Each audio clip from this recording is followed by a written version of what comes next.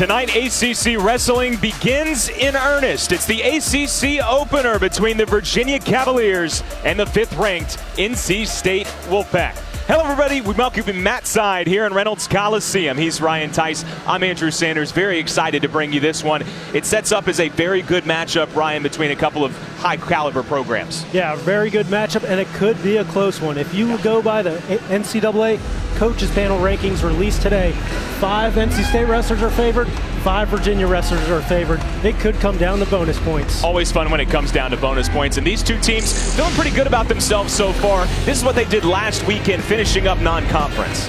Yeah, business as usual for both teams. You see they were both 17-2 combined in the non-conference. Dominant wins recently, and both teams getting back up to full strength. I think dominant, the perfect way to describe it. Hey, we're not just getting started here in Raleigh tonight. Also North Carolina and Virginia Tech. Then bright and early tomorrow, it's Pitt and Duke. You notice quite a few numbers next to those 6 teams. Absolutely. The ACC wrestling is not big, but it is powerful. 6 teams, 4 of them ranked in the top 12. Impressive stuff for a small league.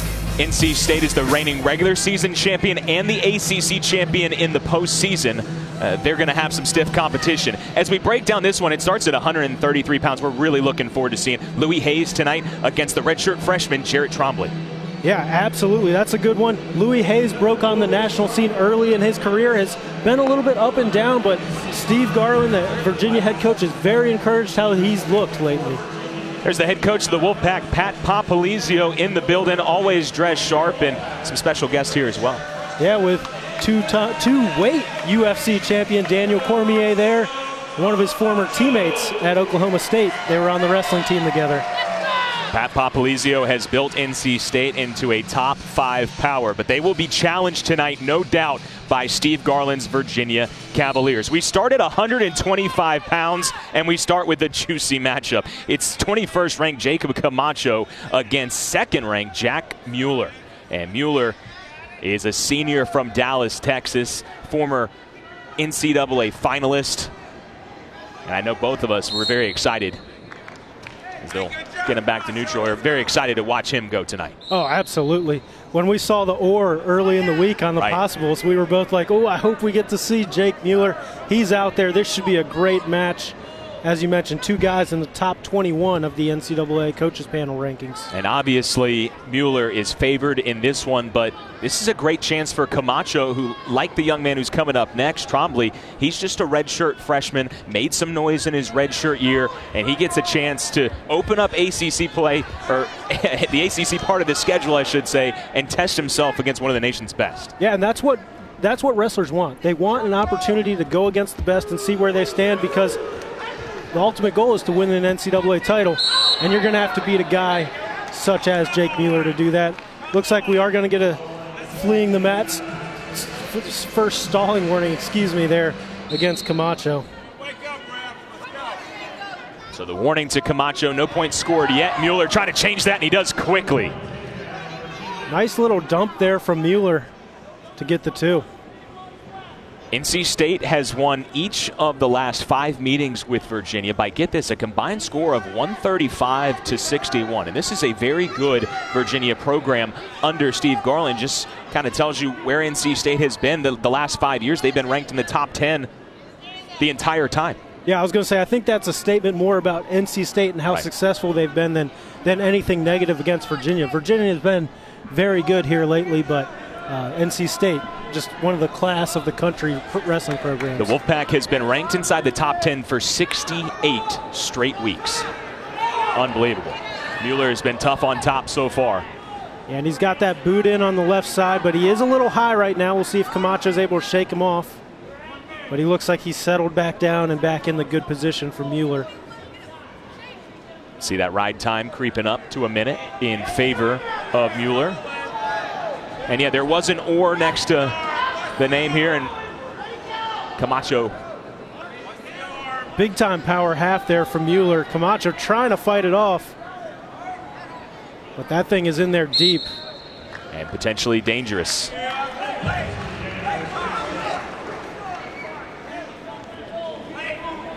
Yeah, there was an oar here. We thought we might see Patrick McCormick. Coach Garland saying, you know, Mueller had been hurt for a while, but now he's 100%, ready to go. Yeah, and that's a huge boost to the UVA program. Obviously, he is their leader on the mat, and it sounds like he's their leader off the mat as well when we talk to Coach Garland. Mueller won the title at 125 pounds at the Cliff Keen Invitational, the event in which Virginia finished 14th as a team, and there's one swipe, now a couple. I think those were two individual? Yeah, there was a little pause there in between, so I think it was two two first swipes. So no points there for back points. So just the lone takedown from Mueller in the first period. There's the head coach of the Hoos in his 14th season, the former All-American at Virginia and 1997 ACC champ at 125 pounds. You see what he's done in that seat, 2 times leading the Cavaliers to an ACC championship, and he was voted as the 2010 ACC Coach of the Year. He's had great success as a wrestler and now as a wrestling coach. All in Charlottesville. Impressive stuff there. So the quick escape for Mueller, and now he is back to work looking for his offense. The senior against the redshirt freshman, and I don't think Camacho has maybe seen anybody quite as good as Jack Mueller to this point in his young college career. No, there just aren't that many guys that are better than Jack It's elite Mueller. company, yeah. Spencer Lee of Iowa is about the only one out there, I would say, at this weight class. And it was Spencer Lee of Iowa who beat Jack Mueller when he was an NCAA finalist. You see Mueller draped over top of Camacho, trying to hold on to those ankles. Nice little scramble there. No points yet.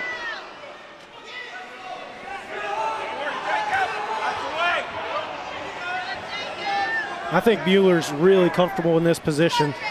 No panic there. You see he's got Camacho's left arm tied up too, which is going to make it really hard for Camacho to finish. Garland wants a danger call rule. Ref not giving it to him. Now both wrestlers in an awkward position, and I think fans of both wrestlers were calling for maybe dangerous, calling for points. Yeah, and I agree with what the referee called there on the mat. The back wasn't breaking that angle for long enough to start on the danger count. Get a feeling the way these last 30 seconds go of the second period might decide quite a bit here. An important 30 seconds. Yeah, and Mueller's been really impressive hunting his offense. He continues to hunt his offense. He's been really active in neutral, which is always good to see from a guy that's just coming back recently from an injury. Looks like he's got his conditioning up to par. Camacho's shot is fought off by Mueller. Shoots one more time. Hey, so no points scored towards the end of the second period. And Camacho going to go neutral here. I tell you what, I'm sure in his mind, obviously, look, he's ranked as high as number 21 in the country. This is a guy that wants to go out there and win no matter who he's facing. I know that in general in wrestling, you don't take a lot of moral victories, but I would say through the first 2 periods, Camacho has wrestled Mueller pretty well. Oh yeah, he's wrestled him extremely tough. I mean, Mueller is one of the best guys in the country. That's proven. He proved that at the NCAA tournament last year. And I haven't seen any backing down from Camacho as he picks up a caution. Got a bit of an early start there on that low single. It was obvious, but you kind of like to see it. He's maintaining that aggressiveness. Absolutely. And knows that, hey, if I'm going to come back here in the third period, I think I'm going to need some points. Other interesting thing about Mueller, he is the only senior on Virginia's roster eligibility-wise. Quite a few younger guys, especially in the middle of this lineup that you'll see later. Quite a few redshirt freshmen. But both of these coaches got to be pretty pleased with where they are health-wise. Pat Popolizio, this is his preferred lineup. It's the first time that all 10 guys are starting in the same duel. Meanwhile, for Virginia, Coach Garland said they're not quite there, but we got 9 of 10, so that's pretty good. Hey, that's pretty good mid-season.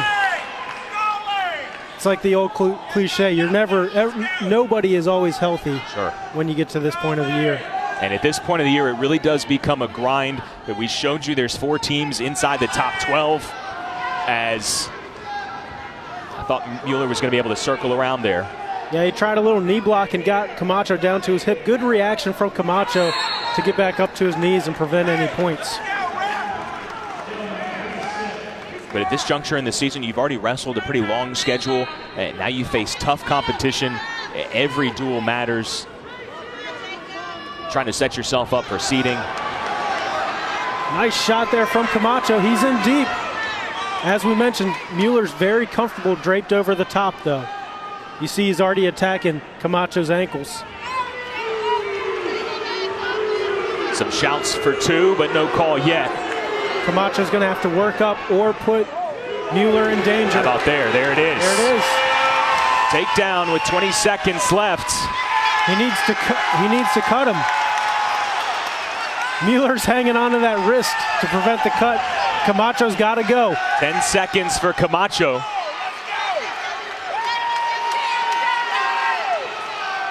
And a stall warning against Mueller, but that's the benefit of having one in your back pocket just for that instance.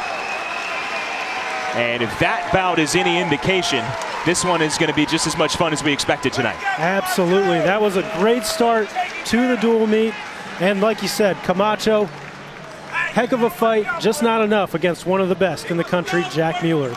Let's go. In the game.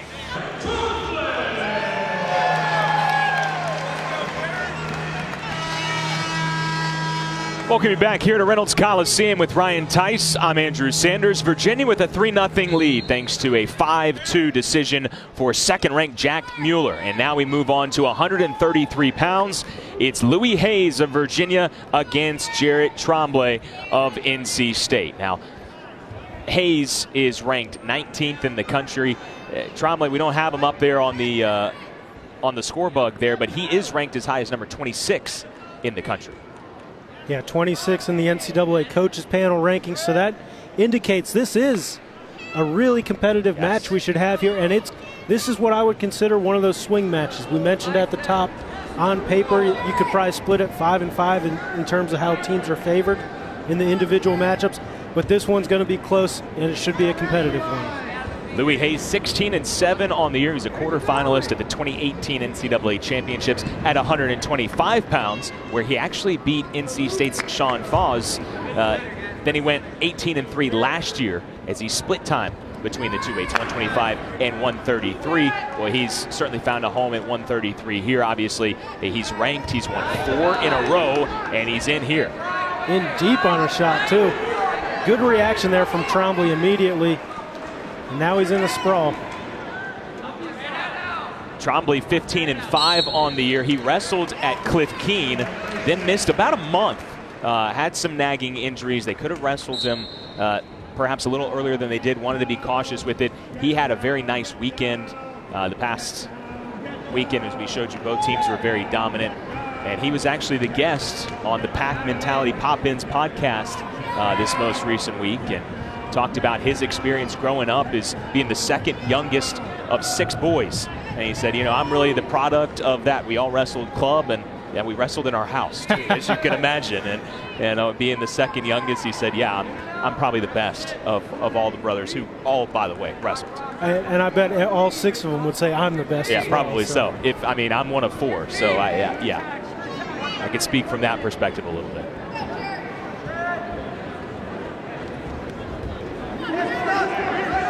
Another shot from Hayes. This one was a little sloppy, though, and Tremblay trying to get around behind for the takedown. And that's something that we talked to Coach Garland about. Can Tremblay get control here? Not yet. It's going to be tough for him to finish as long as Hayes has that ankle locked up like he does. And Tremblay might have even put himself in a bad position here as he's kind of falling off to the side. And if Hayes can put him over to his back, not quite there, you could get a danger count, but stalemate is the call. But that's what I was going to say, is that Coach Garland was telling us, you know, he loves the way that Louis Hayes has been wrestling. He says, but towards the very end of bouts, sometimes we have to talk about strategy a little bit. I love his mentality. He's almost a little too aggressive, and we maybe saw that almost cost him there. Yeah, he was able to scramble out of that and hold off the points for a stalemate and actually put himself in a decent position for a second. Hayes a little peek towards the clock as the first period winds down.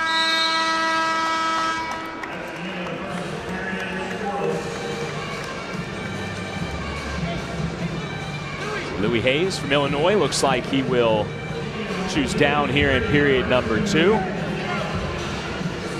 Told you he's won 4 in a row last weekend.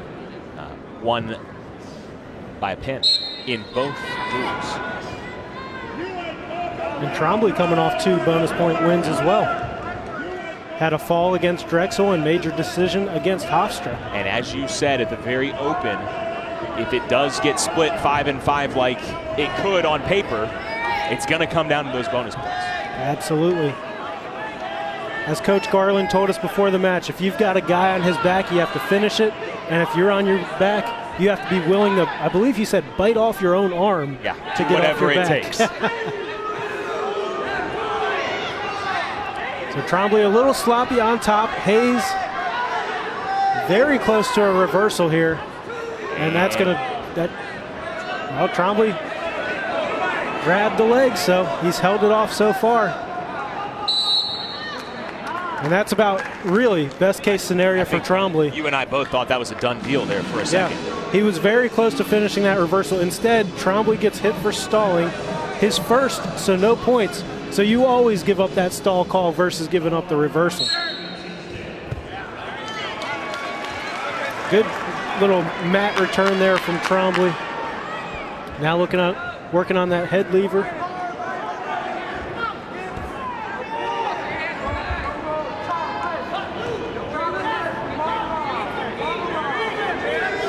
And Trombley just continues to rack up the riding time, up over 1:13 now.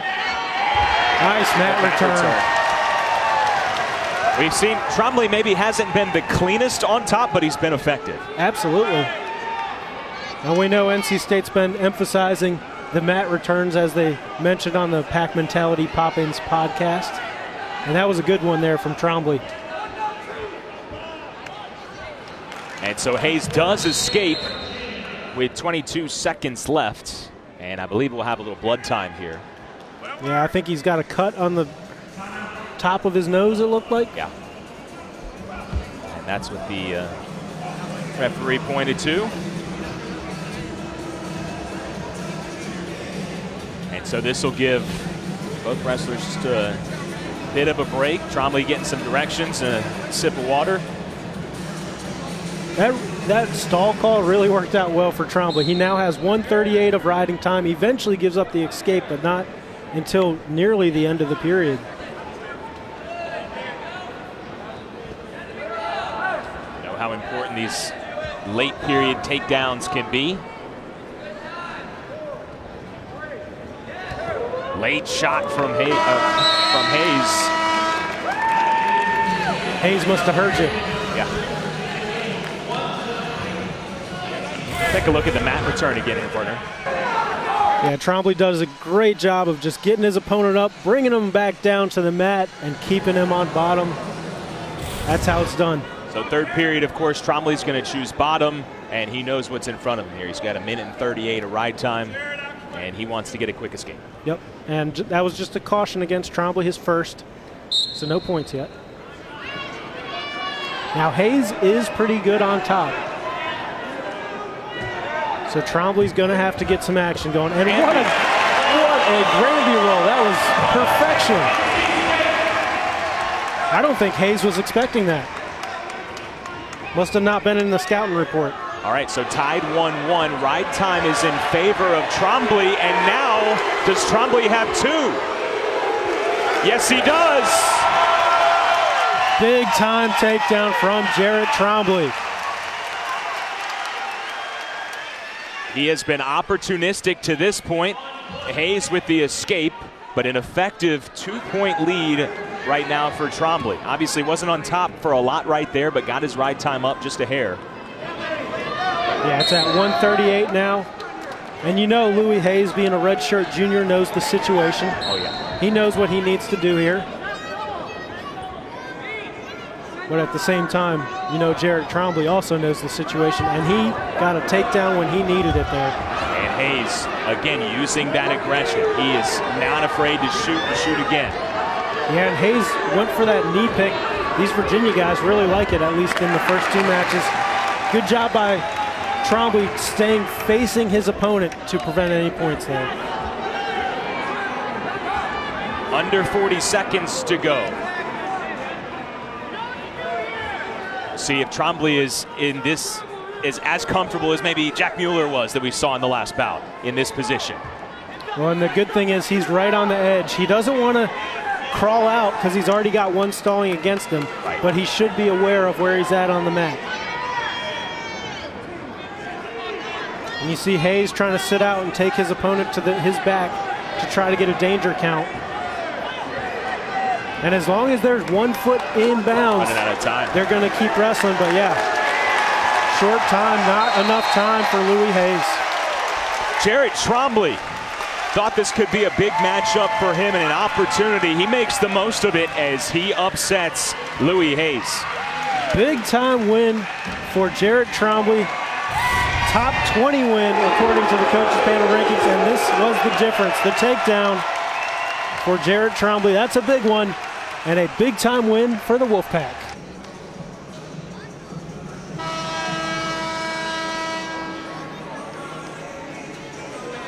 Mr. Wolf in attendance tonight here inside Reynolds Coliseum. We've seen 2 bouts so far. Both of them have been highly entertaining, and we are tied at 3 team points apiece. Jack Mueller of Virginia winning at 125. Jared Trombley winning at 133 pounds. So we move on to 141, where it's 12th ranked Tariq Wilson against Brian Courtney of Virginia. I should say 12 is the highest ranking that Wilson is at right now. Yeah, a lot of different wrestling rankings out there in the media world. Tariq anywhere from 12 to 17 in the, I think there's 7 different polls now if you count the coaches panel. And he was rested last weekend. When he wrestled last, it was here at home as he keeps his foot in. And a good little scramble there from Courtney to save the takedown, at least for now. But he was dominant here at home against Princeton. Absolutely, and it was good to see that aggressiveness return for Tariq Wilson. He's been, a little up and down this year, been battling some injuries. I think all of the NC State coaches would admit that.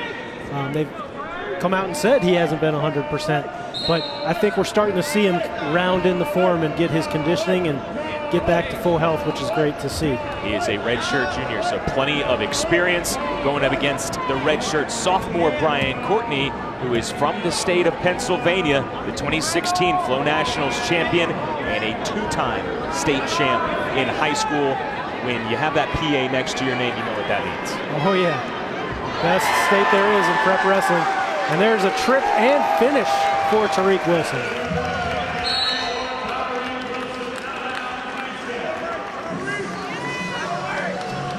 Both of these guys this year have beaten Cedarian Perry, a former All-American out of Old Dominion. Tariq Wilson beat him 3-2 in the dual opener way back in November. Brian Courtney beat him on January 11th by a 12-4 major decision. So even though he may not have a number next to his name, that indicates the level of talent that he has as just a redshirt sophomore. And that might be a little bit deceiving. There's a couple of guys on Virginia, you look at the lineup and no, they're not ranked, but they have nice wins. Absolutely.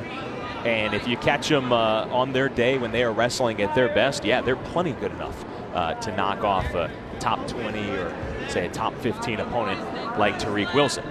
And that's why you always want to see the top level competition. The old cliche they say in football is any given Sunday, and any given dual meet you can be beaten. Any dual meet or tournament, I should say, you can be beaten. And we talked a lot in the last bout about the opportunity, and Brian Courtney in a similar position here. And really a little more pressure on Courtney perhaps, because at 133, that was probably one that the Cavaliers thought would go their way. As we said, this one could be very close, and that was a potential swing match. How does that change things in your eyes, what we just saw at 133 with Trombley's win? It changes everything because, like we said at the top, if you go on paper, and of course they don't wrestle on paper, right, but on paper, each team was favored in 5 bouts. That was one of the ones Virginia was favored in, and it went NC State's way. So if Virginia wants to keep this close, they got to find a way to steal one of the bouts. They are the underdog in.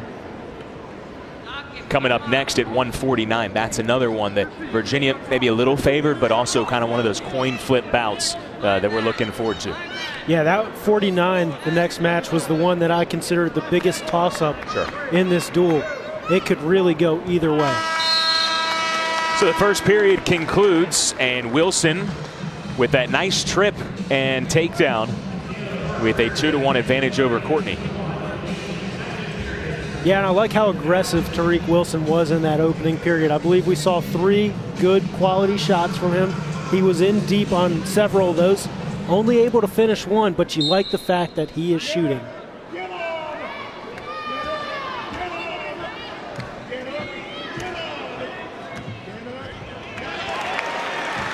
Nice explosion to get out of there, and he's in right away on a shot. Big time finish. And that's what you were talking about. Tariq Wilson just looking better and better as he gets healthier. Getting a little sloppy there, and it looks like Courtney even has a cradle locked up possibly. And he is awarded 2. So a reversal there for Courtney makes it 5-3. And he's trying to bring Tariq Wilson back in and work that cradle into a pin. Anytime your head and your knee are too close together, you're in danger of being cradled, and great awareness by Courtney to throw it in right there. Absolutely. It's still going to I mean, he was picked up and put down, and all of a sudden he turned it around. Yeah. This is going to be an awfully tough finish for him, just given where they are on the mat. See, he hasn't had any real luck in being able to pull Wilson back. No, and it looked like his coaching staff even wanted him to roll under, which is always kind of dangerous to do. He did not go for that. And now we're back central.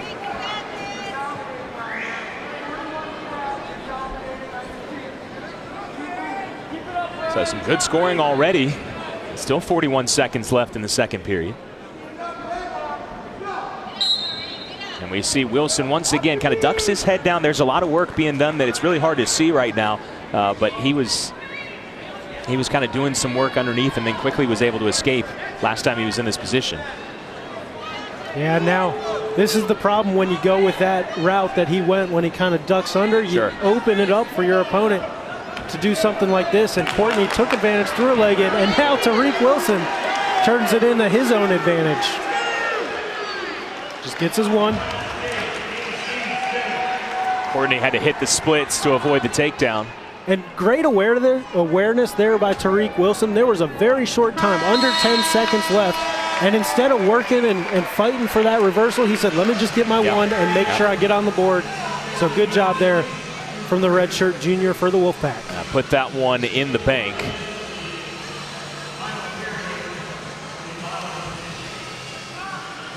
Wilson coming off that 13-4 major decision over Marshall Keller of Princeton last time here at home. There's an escape for Courtney and in on that right ankle. And Wilson just kind of able to sit around. He's got a crotch lock. Looking to turn that into a takedown.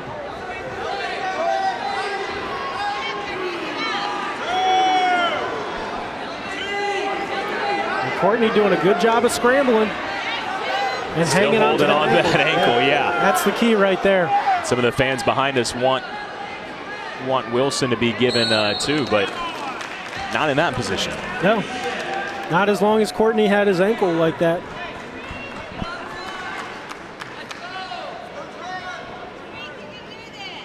So Wilson with a 2-point advantage. We've seen him look pretty good in neutral. Yeah, he's got a takedown in the first, takedown in the second, going for a takedown in the third now. Yeah, he has scored pretty quickly last couple of times. Really the only trouble he's gotten into was that nice reversal when Courtney was able to hit that cradle. Yep. And he scores again. Wilson trying to work his way up a bit, and Courtney flat on his chest.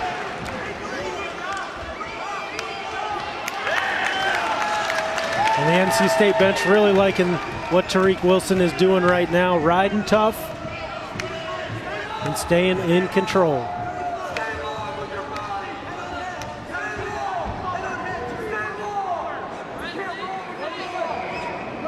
Courtney wrestling pretty well here tonight, but the offense of Tariq Wilson has just been the difference. Yeah, no doubt about it. When Tariq Wilson is shooting as much as he has today, it's tough to keep him from scoring a few takedowns. 3 takedowns and 2 escapes give him his 8 points right now.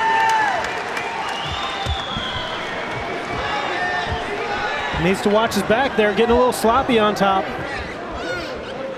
And just cuts his opponent and gives him the 1. An 8-5 victory for Tariq Wilson, and NC State has its first team lead of the night at 6-3. We are going to get another look at, I believe, one of those Tariq Wilson takedowns. And here he is in the second period. Double leg, picks his opponent up, slams him down on his way to a decision victory for the Wolfpack.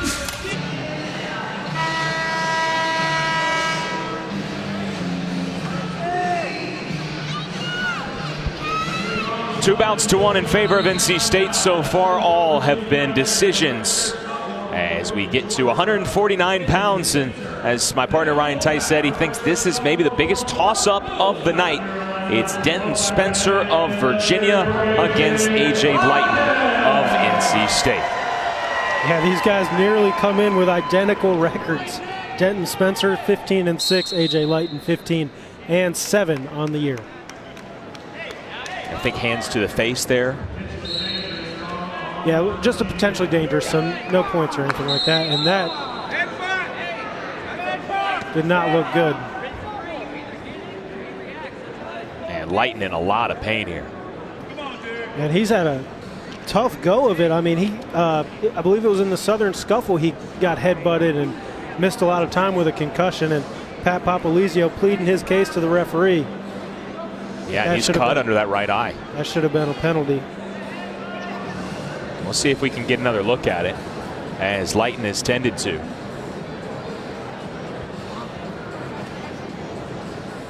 And you know Lighton's got to be frustrated to already go through that one time, and then he makes his return and a similar thing happens there. Yeah, he took a pretty good shot, obviously. Pat Papalizio was pleading his case.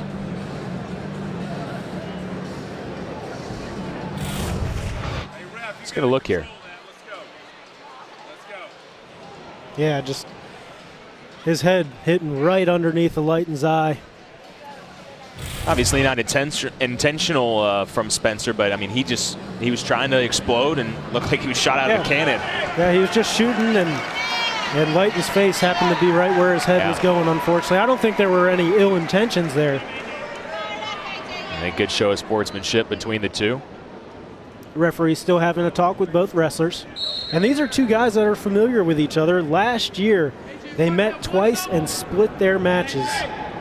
Met at 2 open tournaments. Spencer won the first one in sudden victory. Lighton won the second.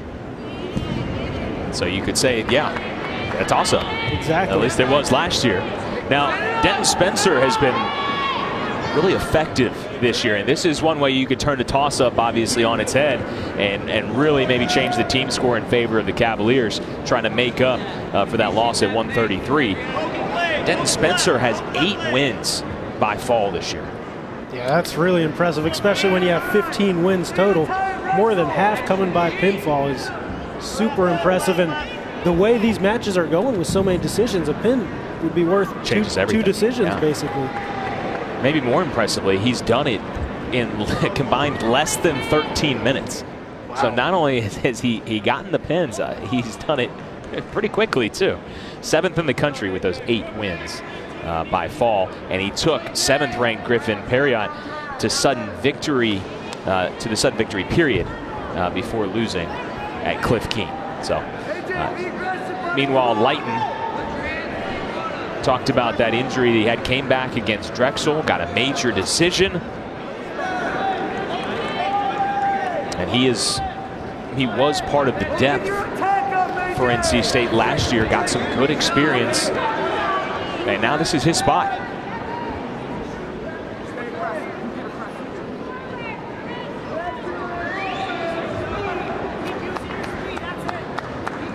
Yeah, Spencer's actually a transfer from Gardner-Webb, transferred into Virginia last spring, and has been a big-time addition for them, grabbing that starting spot.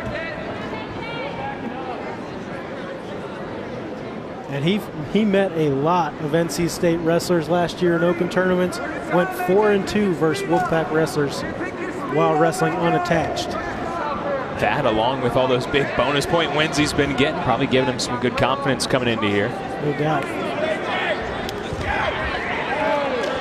And a stall warning on Light. Spencer has been the aggressor, especially lately.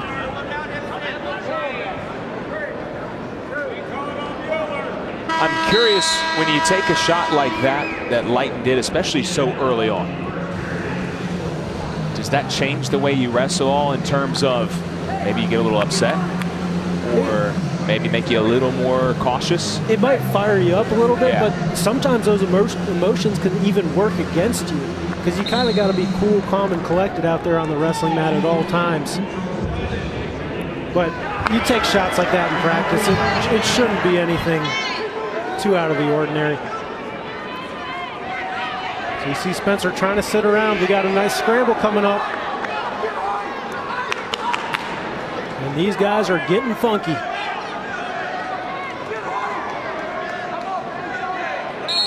Saw the fake shot from Spencer. I think that's what stood out to me so far. As you can see, he's quick. Yeah, oh yeah. And then Lighton wasn't fooled by it and immediately came in with a shot of his own. That's what you like to see from Lighton if you're NC State. Get hit for the stalling in the first period, and now he's being a little bit more aggressive. He doesn't really have much of a choice.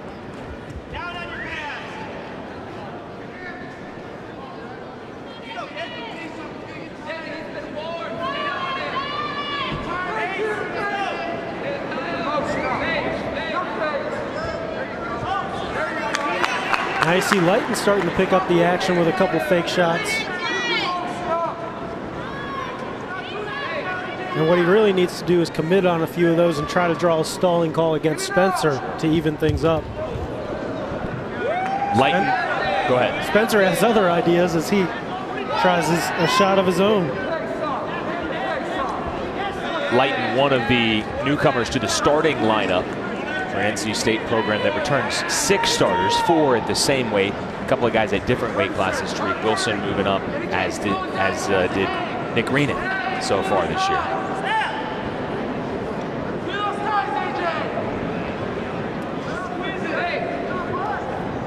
He's the only redshirt sophomore. The other 3 new starters, we already saw Trombley. And Camacho. And we'll see Trent Hidley a little later. Look at the results that we've seen so far. UVA in second-ranked Jack Mueller taking the first bout. Since then, it's been NC State with Trombley and Wilson. And we are scoreless here. So we go to the third. Spencer having a debate with the coaches over there whether to go bottom or neutral. And neutral it is. You like to see that? It's probably the smart move if they're not confident on him on bottom, or they're a little worried about Lighton on being on top. Sure. But personally, me, I would be on bottom, and if I were coaching, and say, you got to find a way to get out here. Spencer's close. Yes, he does get the 2-point takedown. Wasting no time throwing those boots in either. Right to a breakdown. Impressive stuff there from Denton Spencer.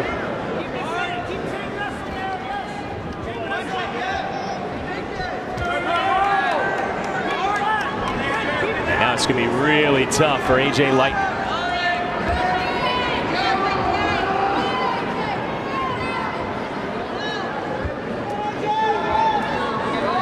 Spencer did a great job of breaking Lighton down immediately. And he's been working a power half. He's just a bully on top.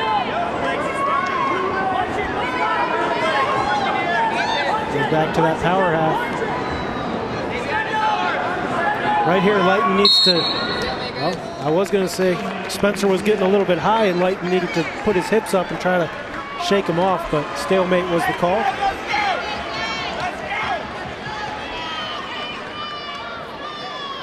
So Leighton's really got to make a move here and get out quick. 52 seconds of ride time right now for Spencer. And right there, given the situation, you would like to see Leighton explode up. Might have been worried about the legs getting tossed in. He's up over a minute now as Leighton gets to his feet and does escape. And obviously, he's going to need a takedown either way, but he's effectively down 2 right now. A takedown in 6 seconds on top would win it for him, though. He's got Spencer in trouble. Getting a danger count. Leighton gets 2. Under 15 seconds left. And he takes, more importantly, as Virginia will challenge, but he takes Spencer under a minute of ride time.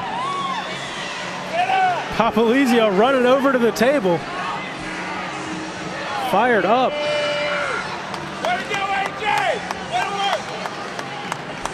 Both of these coaches so passionate about college wrestling. You got to love it. You talk to these guys. It is unbelievable the amount of excitement and passion that they have for this sport. No question about it. Well, we didn't have any points through the first couple of periods. And this is what they're looking at now. Just a bit of excitement towards the end of this one. So you see Spencer going under, and right here, when the ref starts swiping up, that is the danger count. When he gets to 3, he awards the 2. It's hard to see them overturning that based on that replay. You see the ref you saw there to change it. Counting up. And a very quick review confirms the takedown. Call stands. Excuse me, call is confirmed, I should say. And again, the ride time that was over a minute right now, 58.7 seconds. That's the margin, 1.3. So with 8 seconds left now, that ride time point isn't there for Spencer, and he's going to have to escape. And conversely, Leighton is going to have to ride him out for the win if we want to do it in regulation. He can't pick up a stalling call. He did get hit for stalling the first. Great mat return. And that is going to be the win. Leighton, I think he's saying he's got ice water in his veins or something, because that was awfully clutch there at the very end. It looked like it was Spencer's match, and A.J. Leighton turns it around. Big time win. Doesn't get much closer than that one, but A.J. Leighton gives NC State 3 straight wins in the duel.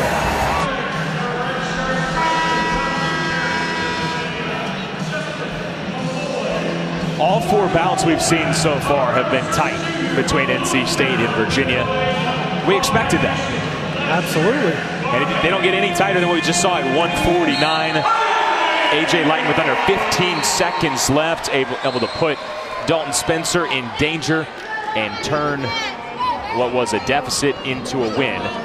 Now here we go at 157, one of the nation's best, second-ranked Hayden Hidley of NC State against Justin McCoy in an interesting matchup, because talking to Coach Garland, I asked him, you've got some real studs on this team, but how about one of those guys that isn't ranked but you feel like is wrestling extremely well right now? And he did not hesitate in saying it's Justin McCoy. Yeah, he was real quick with that one. Hard to argue with him given what McCoy has been wrestling like lately. I know not that long ago, January 11th, he had a really tough 7-3 loss to Larry Early, All-American from Old Dominion, and a guy who's beaten Hayden Hidley before. See the size of McCoy. He's 14-8 on the year.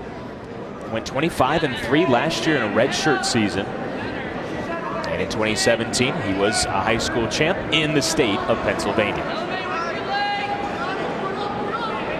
But Hayden Hidley has been the man for NC State since he stepped onto campus, basically. Yeah, made the NCAA finals as a redshirt freshman. Can't do too much better than that. And he gets a takedown right at the edge of the mat.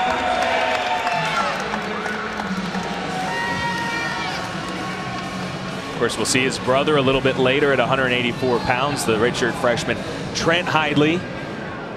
who is just pacing behind the NC State bench right now, and that's what both brothers do for one another.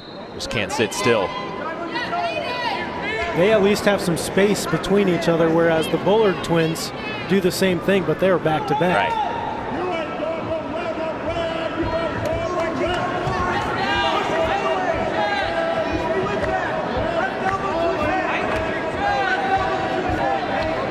Once Hidley takes you down, then he gets to work here. Yep.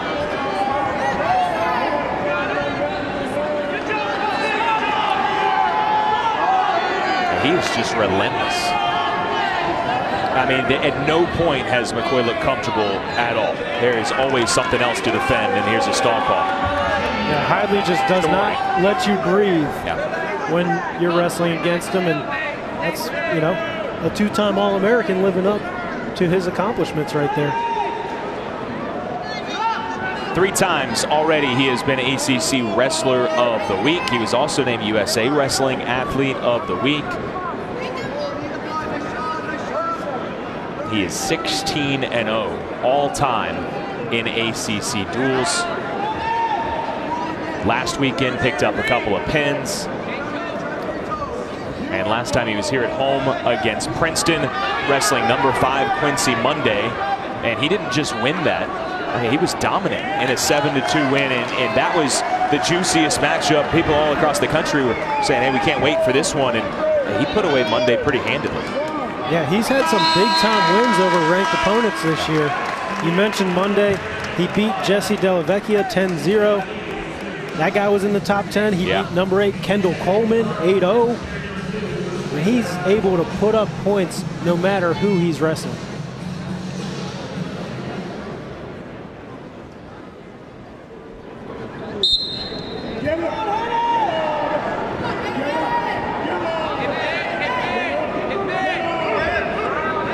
Hidley to his feet. He just keeps that base really strong. McCoy not able to return him and escape, and he still has 1 minute 23 seconds of ride time.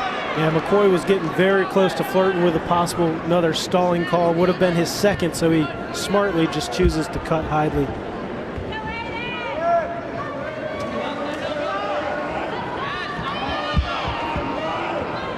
And here at 157, this is where the fact that NC State already has a lead, bad news for Virginia, because in baseball you would say this is the heart of the order for NC State. This is the murderer's row. Hidley, Bullard, Hidley, all ranked very highly. And all big-time favorites in these particular matchups. Hidley got a point for the second stall call he forced against McCoy, and then adds a second takedown. Now keep in mind the team score right now 8-3. It has all been decisions. We wanted to make sure, but we believe when Coach Popolizio of NC State went to go challenge, NC State was deducted a team point.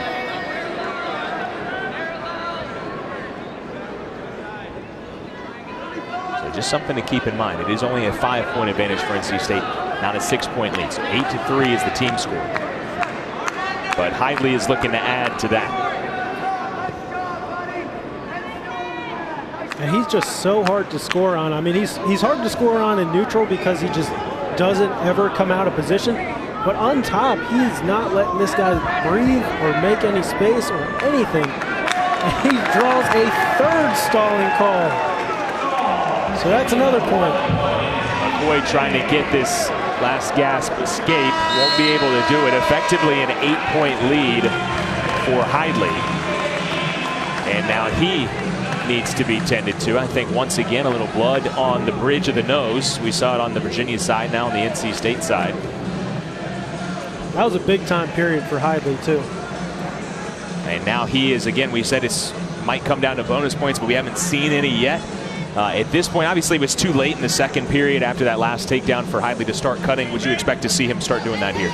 Yeah, absolutely. Although he really might just continue riding as he has been and draw that fourth stalling call, which would be a 2-pointer. And maybe look for some back points. Of course. Why not? Those never hurt. Of course. So it's going to be interesting to see what kind of philosophy they go with here. And he has been riding so well on top, and McCoy is done so poorly on bottom, it might be worth trying to get a 4th stall call. So 3 stall calls already. What do you need to see from McCoy here? Well, he's got to base up. I mean, the worst position to be is flat on your stomach, and there might be some back points like you were mentioning, partner. Sure are. 2 swipes right now. There's 3 and a 4th. And Hidley releases that grip. Takes a peek at the clock. Still plenty of time for him to start thinking about another tilt. That really breaks things open. I mean, he's been dominant all match, but.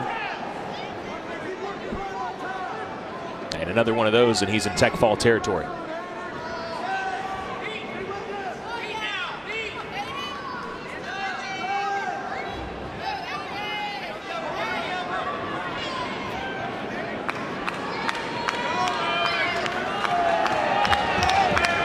Nearing 4 minutes of ride time for Hayden Hidley. He is just a beast on top. And not often you see that, and the crowd really wants that stalling call. And again, this is a guy in Justin McCoy that has been wrestling extremely well. He's ranked as high as number 27, so while he's not ranked by Intermat, he is getting some respect nationally. Well, he beat Ja'Cory Teamer of Arizona State earlier this year. That was a big time win, so he's got quality wins. As you see, Hidley just lets him back up, concedes the point. It's not baseball, so not worried about the shutout, of course. Don't have to worry about the old ERA. There's some McCoy with the shot. Hidley gets out of it and looking for 2 of his own now. Now he looks like he's got a cradle locked up, just takes the 2. I think he knew he had a short time there, just wanted to secure the 2 points, and he gets them. Hayden Hidley dominant. Add on the ride time point. It's a 15-1 major decision for Hidley. NC State's best, looking like it, and leading the Wolfpack on their 4th straight win of the duel.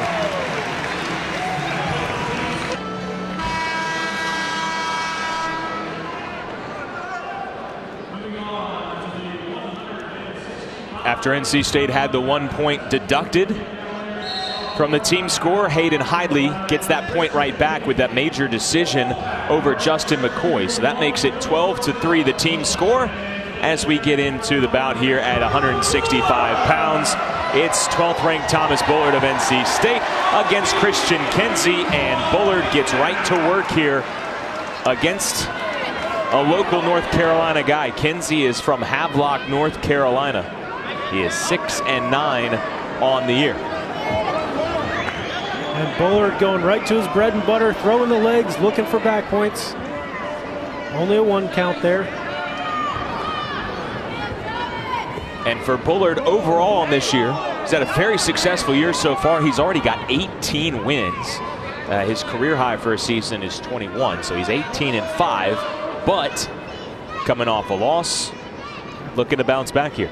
And he's lost 3 of the last 4. Yeah. Now, granted, 2 of those came at the Southern Scuffle, always one of the tougher individual tournaments of the regular season. And both those losses were to top 15 guys, but you know he had to be disappointed with that 1 point loss against Princeton his last time out. Lost to Cuomo of Princeton. And it was a disappointing note for him, I believe. That ended the duel. But he has immediately scored here on Christian Kenzie.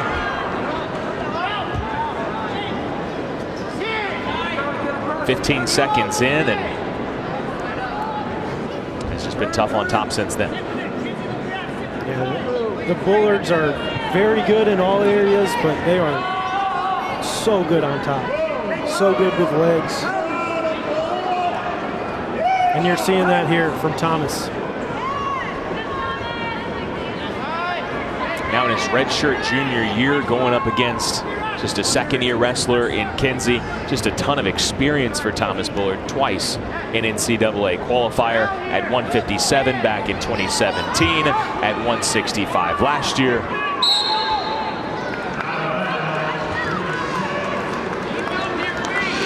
McKenzie in a redshirt season last year. He went 7-8, competed in 4 tournaments, including the Wolfpack Open.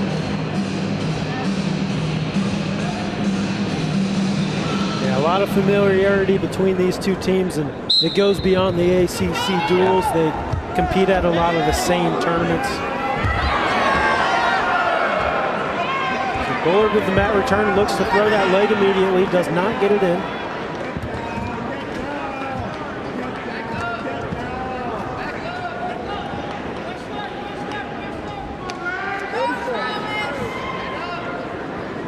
Bullard with just a little peek at the clock, under 30 seconds. Now you see him trying to bring his opponent back more inbounds.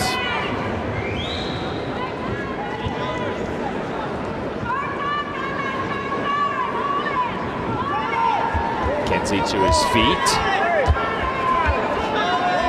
And he will not get the last second escape. And Bullard very close to a possible stall call there for his opponent coming up to his feet and him not returning him, but time runs out. And so a dominant first period for Thomas Bullard. Get a look, good crowd on hand. And why not? It's Friday night. You're starting the ACC portion of your schedule, and you're watching a team that, if you're around the Raleigh area, your hometown team has been ranked in the top 10 for the last 5 years, and especially here at home has been one of the most dominant programs in the country. 22-3 at home since this building was renovated back in 2016-17. That includes 10 of the last 11 over the past 2 seasons. And again, you're wrestling in a very good ACC and bringing in good non-conference opponents as well, like Princeton, who just came in ranked number 12 a couple of weeks ago. So dominant despite facing really outstanding competition. Yeah, like we said earlier, you always want to wrestle the best, and that's certainly Pat Papalizio's scheduling philosophy. Bullard makes that look easy. Now he goes right back to work on top.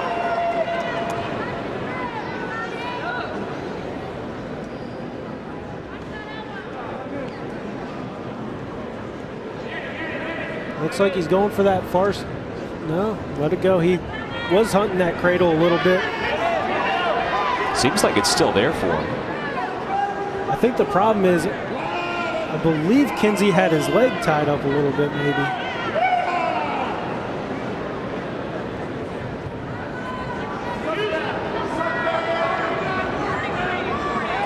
There's another stall call.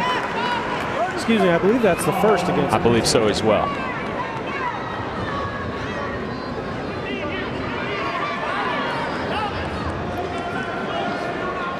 Bullard really trying to use that leg to turn his opponent. Well, Virginia got off to such a nice start with Jack Mueller, but Louis Hayes perhaps a bit surprised to lose at 133. Denton Spencer had one taken away. Looked like he was going to be able to finish up at 149. It has been all NC State, and then maybe even more demoralizing because that Trombley Hayes and the Lighton Spencer, okay, maybe those are more coin flips, so NC State wins both of those, but Hidley was on top pretty much the entirety of his bout, and now Bullard's doing the exact same thing. He's up towards 4 minutes of ride time. Yeah, lots of riding time, lots of points put up in the last 2 matches for the Wolfpack. Bullard going to try to continue adding to that total. You probably saw Kinsey was on bottom to start that period. Bullard let him up, and now he's going to go takedown cut. Right back in it immediately.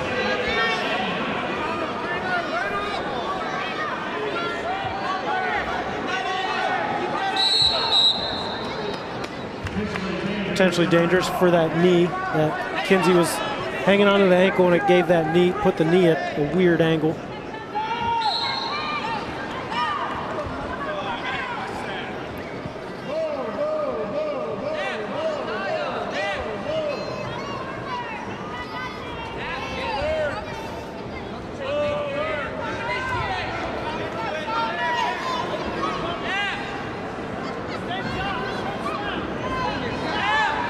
Takedown every period so far for Bullard, trying to make this a 2 takedown period at least.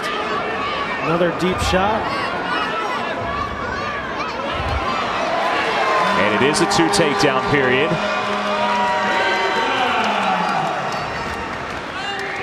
And now looking at the clock, looks at Coach Pop, says, hey, what do you want me to do? Yeah, I was curious to see if they were going to cut since he has 4 minutes plus of riding time. There's another stall call, so that'll add a point. That is the second stall call on Kinsey. So it's 8 and effectively 9 now. Yep. Major decision territory here. And really at this point, yeah, you could give up the 1 escape point, but just ride it out. Yeah. Well, as I started that sentence, there was still about 20 seconds left, but especially now, right? By the time I finished my point. Yeah. Well, at this point, I mean, Kinsey's not going anywhere.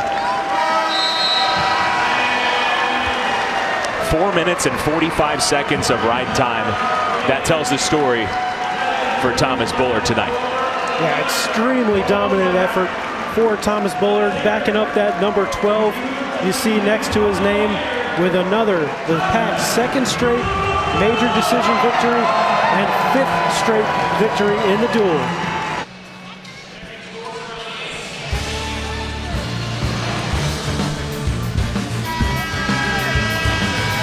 What a beautiful setting for college wrestling here inside Reynolds Coliseum with Ryan Tice. My name is Andrew Sanders. Looking forward to Friday night all week. TGIF, it brings us ACC wrestling. So you just saw Thomas Bullard getting an 11-2 major decision. And now brother Daniel, ranked 16th in the country against Victor Marcelli, another redshirt freshman. We talked about some of the youth that Virginia has. We just saw McCoy, a redshirt freshman, Kinsey as well, and now Victor Marcelli.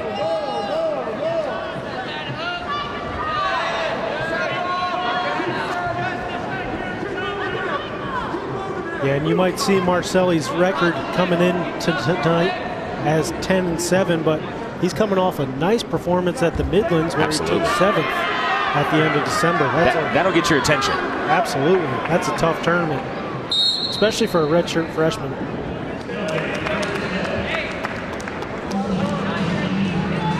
Yeah, redshirt last year, he was at 184 pounds, went 21-6. 174 here. A lot of times you'll see guys wrestle up while they're redshirting because there's just no reason to cut weight. Sure. When you're wrestling unattached in open tournaments, and you know, it does, like the wins and losses, of course they count, but they don't really count when you're redshirting. So you might as well test yourself against the toughest competition possible and wrestle up. Being on that redshirt circuit, they call it, it's not easy. You gotta go to, you hear him talk about it on the Pack Mentality Pop-Ins podcast about, you gotta go yourself, figure out your own food situation. But it does kind of build a bit more chemistry, a bit more brotherhood with the guys that you're redshirting as well. Sure. And going on those road trips together. And I was going to say there's normally 5 of you crammed into a little 3-4-door car, Yeah. And like you said, you got to figure out your own way to get there, and you got to figure out if you're staying somewhere, you got to pay for it yourself. The school's not allowed to pay for hotel accommodations or entry fee or anything like that. Now, I should know this, but I don't remember. Did you take a redshirt year? I did. Most fun you've ever had in your life? What you told me? That would be false. That was a tough year, but a lot of guys need it. I mean, the jump from high school to college wrestling is just so huge.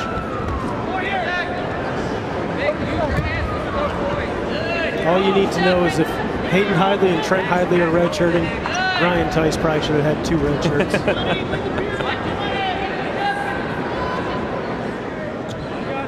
And because it is so common in the sport, you see redshirting in certain sports a lot more than others, right? And it's those physically demanding sports. You see it a lot in wrestling, you see it a lot in football. And it's because you'd like to get a 5th year. Absolutely. It's a big advantage. And if everybody else is doing it, you kind of need to do it too. Exactly. if you're going to be wrestling 22 or 23-year-old men as an 18-year-old, that's a tough ask.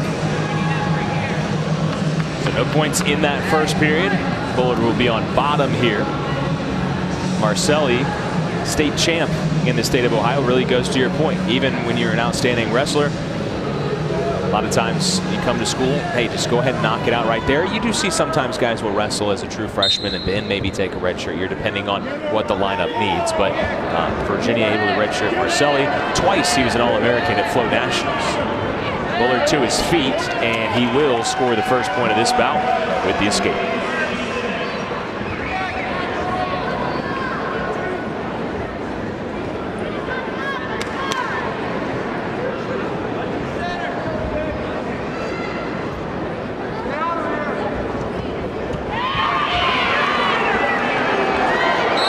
Wow, what a roll through there from Marcelli after a nice little snatch single there from Bullard.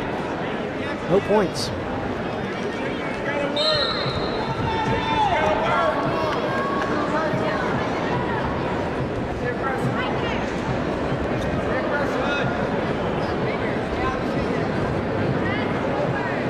Daniel Bullard earlier this year beat 10th ranked Womack of Cornell.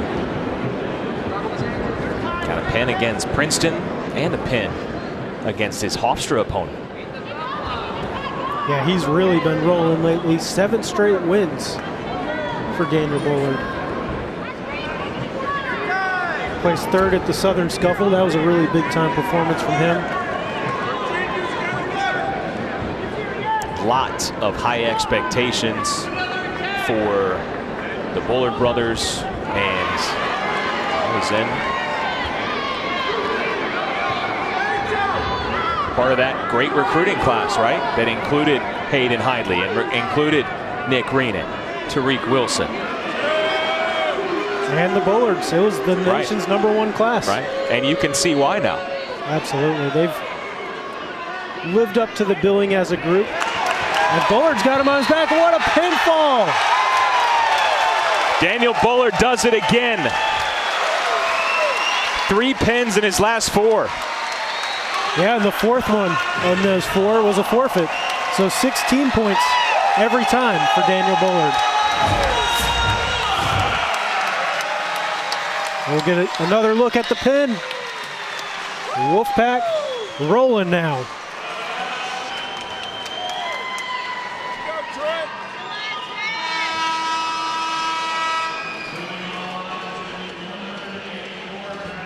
Thomas Bullard winning by major decision. Daniel Bullard following that up with a pinfall victory.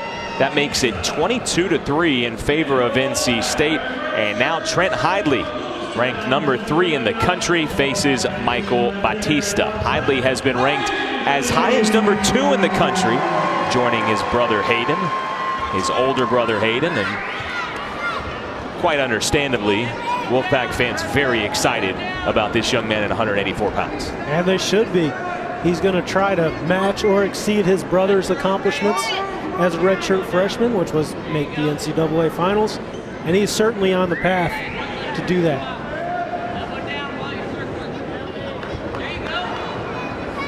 He's also going to be looking to continue this pack run of bonus point wins, 3 straight after the first 4 matches of the duel were all decisions.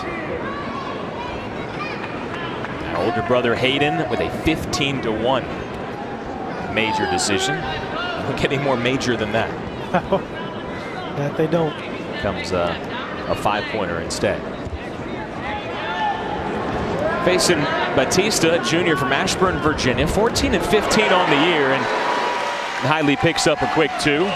Hidley finished 2nd at the Southern Scuffle this year. He's got multiple top 10 wins, already been named ACC Wrestler of the Week, making a very similar splash to what Hayden did back a couple of years ago. Of course, you said trying to exceed. I mean, the bar was set pretty high by Big Bro, but he has that kind of potential. Absolutely, and there's only one way you can be better.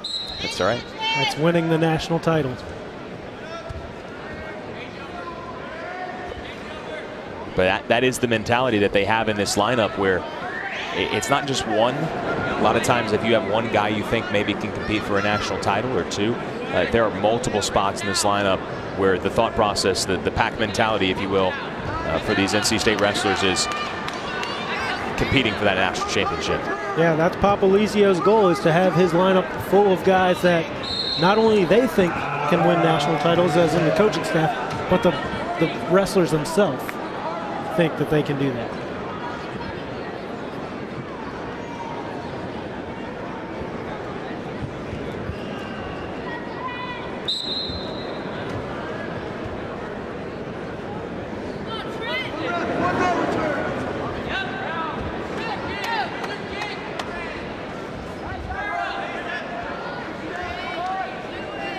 There's the escape officially awarded. And Hidley right in on a shot immediately.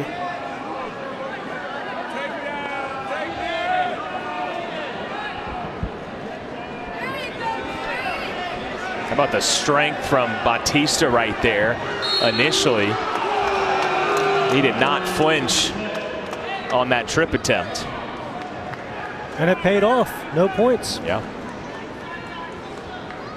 Got one leg way up in the air. Hidley trying to kick out your foot and just didn't budge.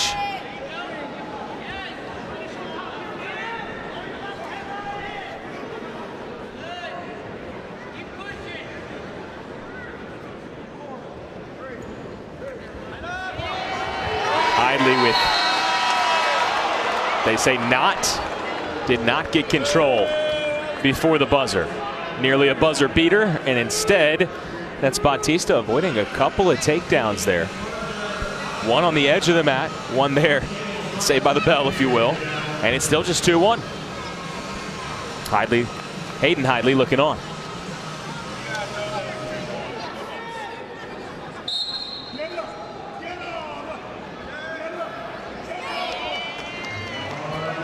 And the escape for Trent makes it 3-1.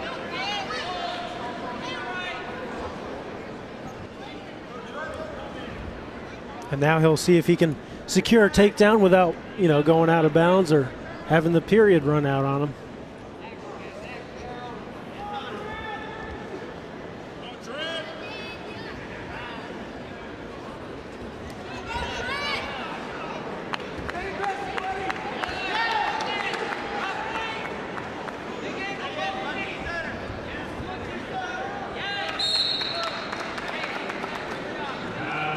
Bautista not able to score there, but the Virginia bench really liking that. So you see head coach Steve Garland there in the blue checkered shirt. His assistants, Travis Paulson, Trent Paulson, and Trevor Paulson is the volunteer assistant. That's a pretty cool story looking on. So, yes, they're all last name Paulson. Two of them are brothers. I was going to say, they might be related. Yeah, Travis and Trent are brothers. Trevor is the nephew of those two. And so had to ask Coach Garland, how that came to be. And he told us a pretty cool story about giving a speech at a prayer breakfast. And then it just so worked out that a couple weeks later, he had not one, but 2 spots open, which is really rare in college wrestling. Yeah, absolutely. When you only have 3 assistant coaches on staff. To have 2 open at the same time. And there was some interest from Coach Garland talking to the Paulson brothers, and they said, we just saw you speak a couple weeks ago. We were fired up, and if you talk to Coach Garland for any amount of time, you're going to get fired up too. Or you hear him speak. That is a guy that speaks with a ton of energy. And so they were fully on board, and then the next year, nephew Trevor comes on board, and it is really a family affair there on the Virginia bench. And so while Bautista wasn't able to score, he was getting cheered on by those assistants, liking that he did take that shot and was staying aggressive. And let's see a little resemblance there.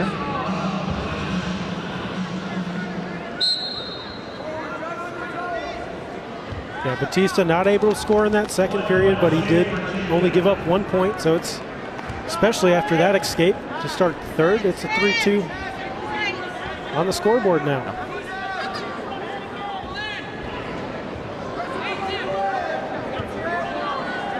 Much the way that we complimented Jacob Camacho earlier for being tough to deal with for Jack Mueller. I think Bautista deserves similar praise here. Absolutely. Wrestling a guy ranked as highly as Trent Hidley, and a guy that's accomplished all the things he's accomplished, and coming out here and going toe-to-toe with him for the first 6 minutes.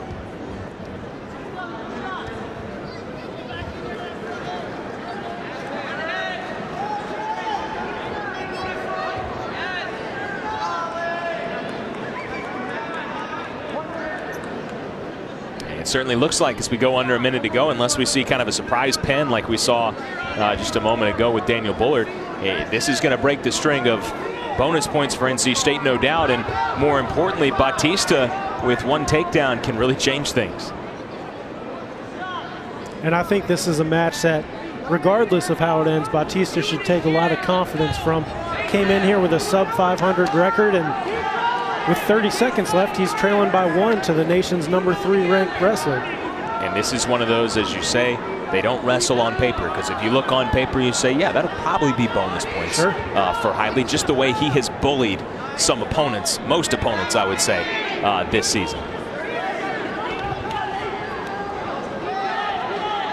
But at this point, takes a look at the clock, and I think he knows, I don't need any more offense. Let's just play this safe.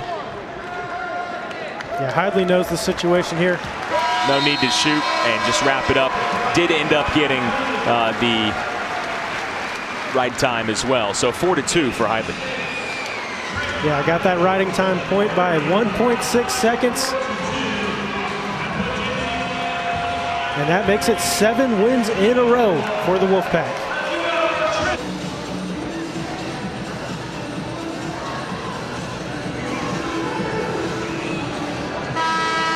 NC State up 25-3 over Virginia. So the Wolfpack going to start 1-0 in ACC play. We know that is wrapped up, but there is still a lot to be decided here at the heavier weights.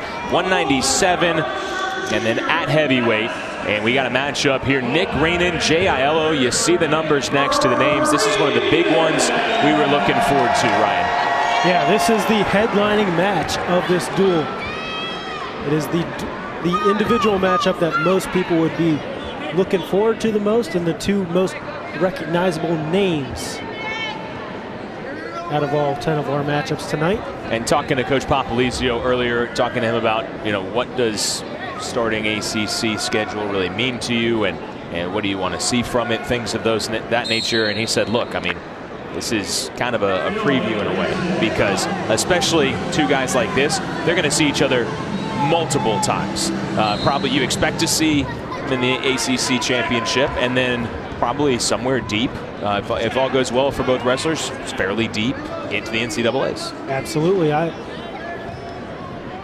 If you have to pick now, these are probably the two finalists at 197 in the ACC. And this is just a little preview of what we'll get to see later in March. Reenan obviously coming back from that torn ACL suffered last December. He wrestled through it. Still qualified. Yeah, still qualified for nationals, and NC State wouldn't have won the ACC championship without his contributions at the tournament, at the ACC tournament. And so he put off having surgery until that's going to be a stall against Aiello. And it made sense from his perspective, because he knew he wasn't going to get that year back. He was already too deep into the season. And he said, you know what? It's about pain management, pain tolerance. I can tolerate it and still felt like he could win. And he was still able to win, somewhat shockingly, some big bouts. And did not look good. In a lot of pain right now. That was his knee, I think.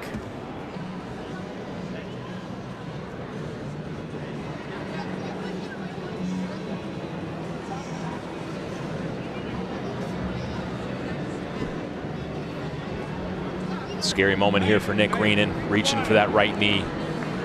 And you would just hate this for him. Back off, coach.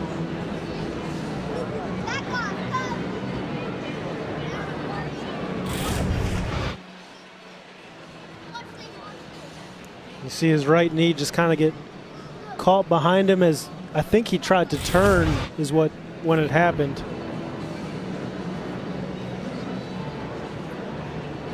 You could tell he's in a lot of pain there.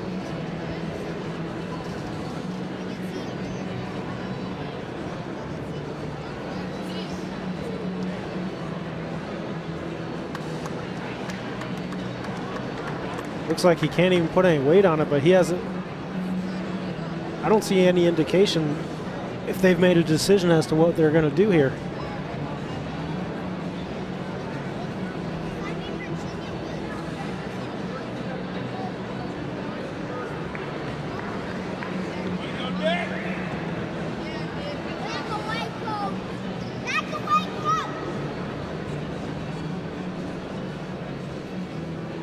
And it does look like Reynolds done.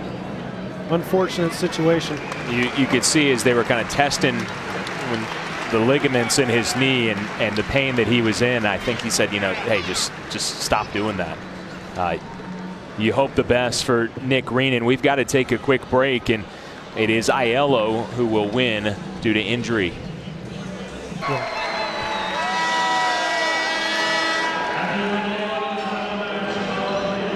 We conclude tonight's matchup with Deontay Wilson of NC State, Quinn Miller of Virginia. Miller has won 9 in a row. Deontay Wilson has really locked up this spot that maybe some people thought early on heavyweight for NC State was up for grabs. He has made it his.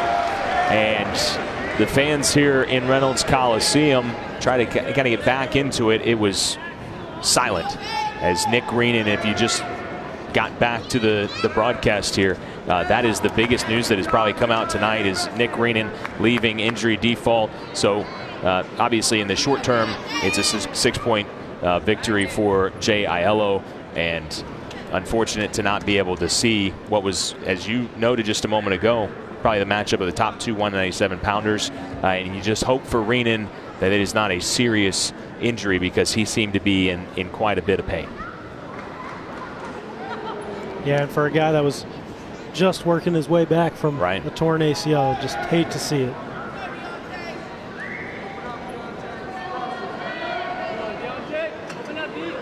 Quinn Miller of Virginia, I mentioned 9 straight wins, 6 of those by bonus points, 4 of them by pinfall. He went just 5-4 last year in his redshirt freshman year before injury ended his season. But he is healthy and obviously wrestling like it right now. And Deontay Wilson for NC State, 14-7, finished 7th at the Southern Scuffle. And an interesting contrast of styles in this one.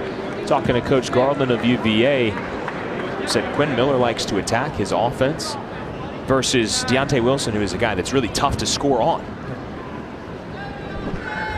Contrasting styles, as often happens in wrestling. And there you see the defense from Wilson. I mean, he is just too strong and kind of shoves Miller off and says, no. Some good action from the big boys. Yeah.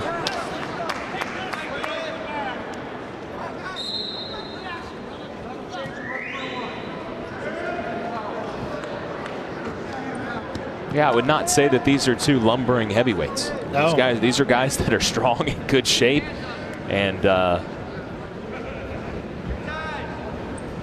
this is another one of those potentially coin flip matches. But the way that Quinn Miller has been wrestling, you would give him the advantages, the on-paper advantage you were talking about, and that might be one of the biggest takeaways from tonight too. Outside of Reynolds' apparent injury, is how dominant NC State has been tonight in what we thought was going to be really close. Yeah, they ripped off 7 straight wins and had 3 by bonus points right in a row when they went Hidley, Bullard, Bullard.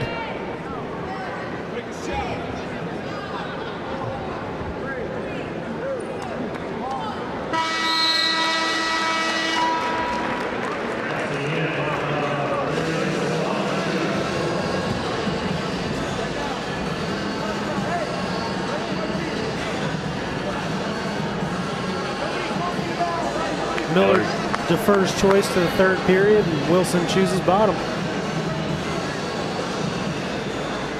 Miller was getting a little direction there from Coach Garland.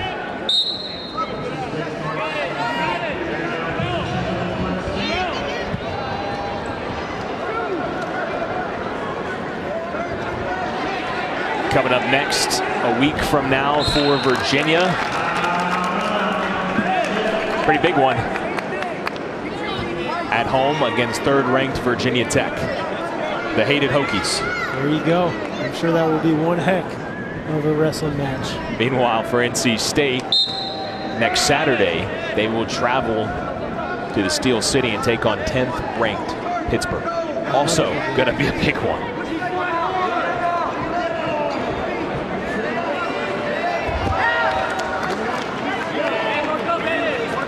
And that is the nice thing about having just 6 teams in the conference is you're going to wrestle everywhere. Oh, yeah. They are very familiar with each other by the time they get to the ACC championships, which will be in Pittsburgh this year. Wilson with the escape gets on the board first.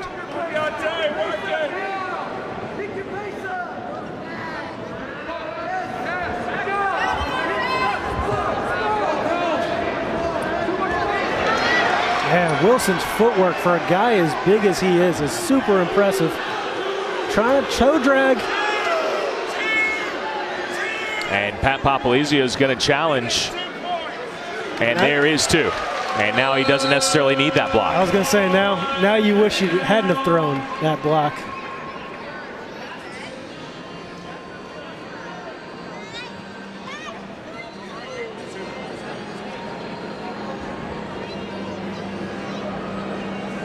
Yeah, they're not going to look at anything here. That is kind of the nice thing about it is if you end up getting what you wanted in the first place, right? Now, I do think you saw he took the brick over to the head table. Yeah. I think he does lose, you get 1 challenge per dual match. Right. So I do think he loses that. I don't. Hey, this is bout number 10, match, why not? Can't take it home with you, I don't think.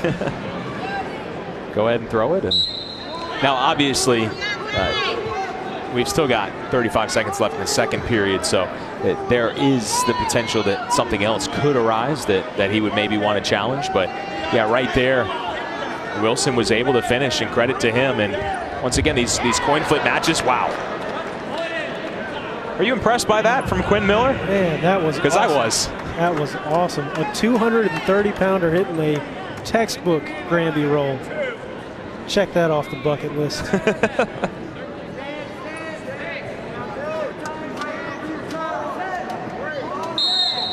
Eye poke, I think. Yeah, you can see Miller react as soon as they got locked up right there. Doesn't look like anything too serious. And once again, seeing good sportsmanship on both sides.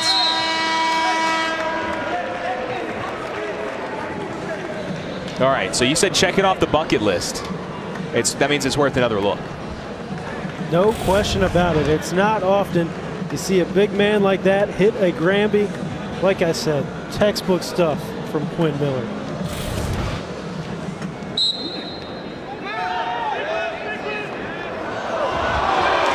Big mat return from Deontay Wilson. It's been a point of emphasis for this NC State coaching staff.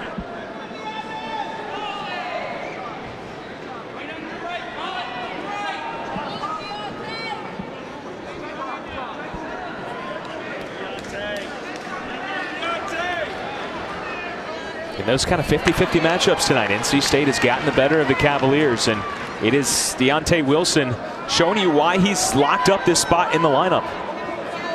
Again, facing a guy that's won 9 in a row. I mean, Quinn Miller has been dominant for Virginia. Yeah, and he's had some really good performances in there. He lost a tight one, the Tanner Hall, an All-American from Arizona State early in the year. He had a 1-point loss to Zach Elam, guy that made the round of 12 last year. So, I mean, he's had big-time performances, and now he's down out here against Deontay Wilson. Still a lot of wrestling left, 1 minute 15 seconds. Not as big of a mat return this time, but he does get Miller back down, trying to break him down.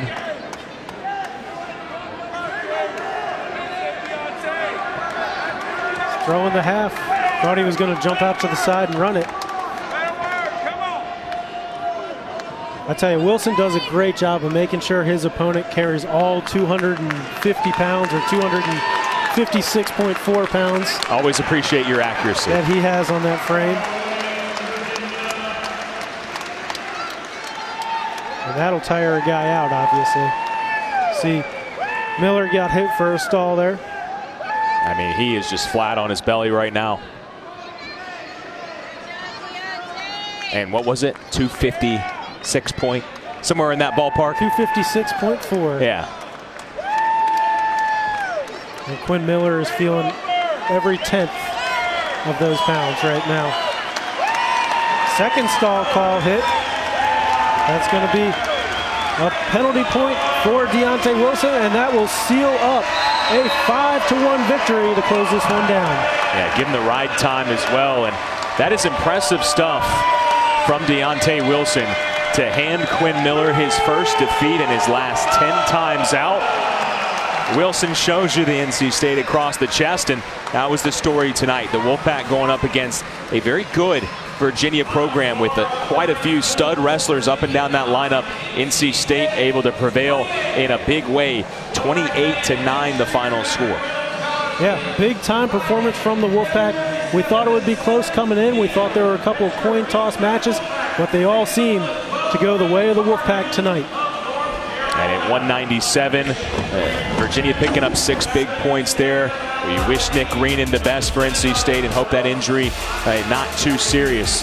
Pat Popolizio and the Wolfpack stay perfect. 11-0, now 1-0 in the ACC. For my partner Ryan Tice, our fantastic crew here in Raleigh, North Carolina, my name is Andrew Sanders saying so long. NC State wins it. 28-9 the final score. This has been a presentation of ESPN, the worldwide leader in sports.